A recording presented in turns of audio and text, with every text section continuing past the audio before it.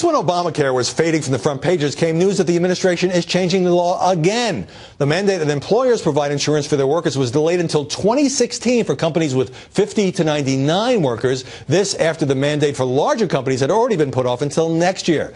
Joining us now to talk about this is Elise Viebeck, reporter who covers health care for The Hill. Now, did the media overplay or perhaps underplay this latest delay?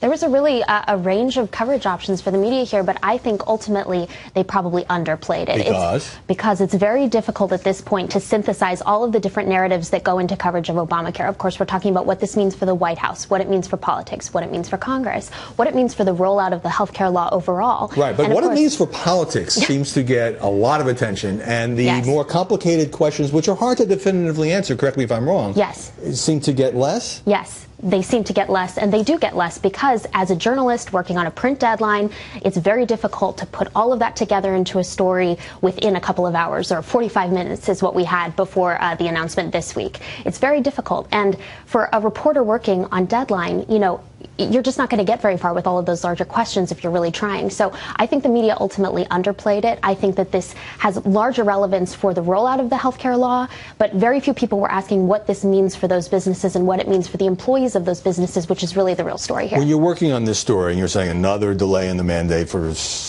large group of companies, do you get pushback from administration officials? You do immediately. This was the most interesting thing.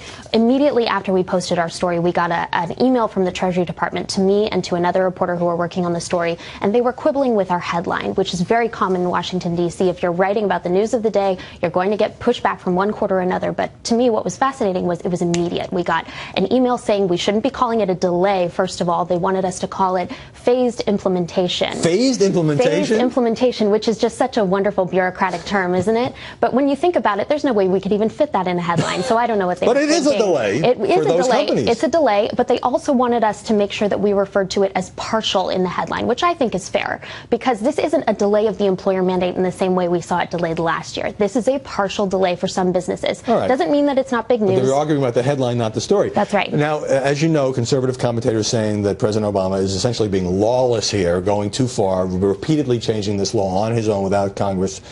Is that a legitimate debate?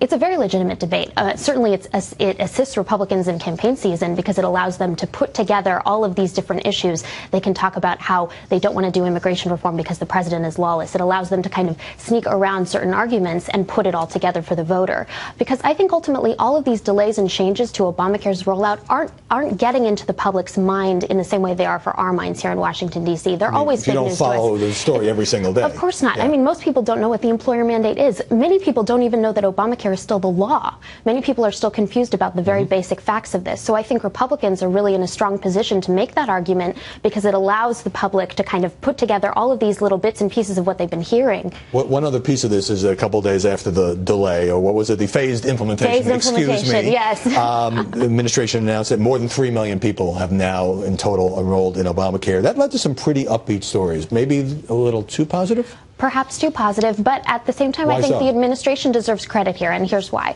Because the fall was a complete and total disaster. It was like covering a car wreck. You can't say anything nice about a car wreck, and that's how it was, the rollout in October, November, December.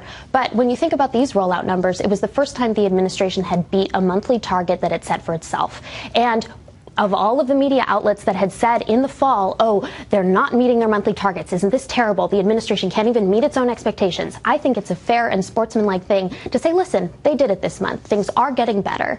But at the same time, the press is eager to tell a different story about the rollout. People have health fatigue, Congress does, and we're ready to hear a different story, and so that's why we're And to the press's credit, it was pointed out that about 20% of those people counted in those 3 million. They haven't paid their premiums yet, so that's we're right. not quite sure. And everyone's noting that. All right, Elise Viebeck, thanks very much for joining us to talk about the substance of this issue.